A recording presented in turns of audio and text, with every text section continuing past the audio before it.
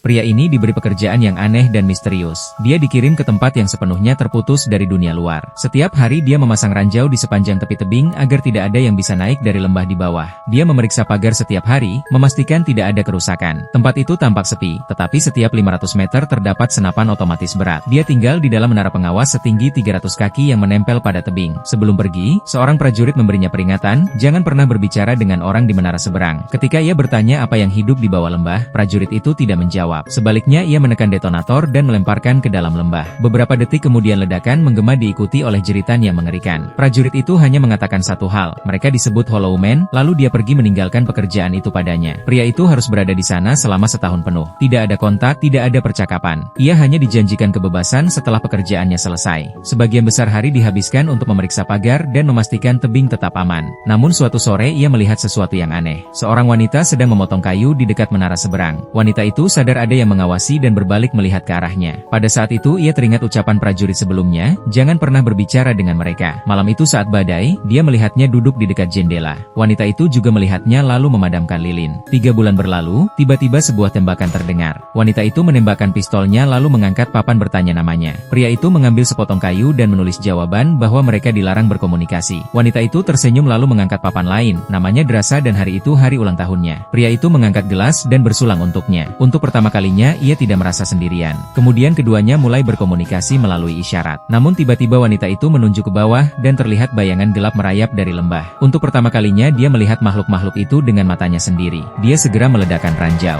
Beberapa dari mereka jatuh tapi lebih banyak lagi yang terus memanjat. Drasa menembakkan senjatanya, ia bergabung dengannya. Dua menara pengawas saling membantu hingga akhirnya mereka berhasil mendorong makhluk-makhluk itu kembali ke lembah. Kira-kira makhluk apakah itu?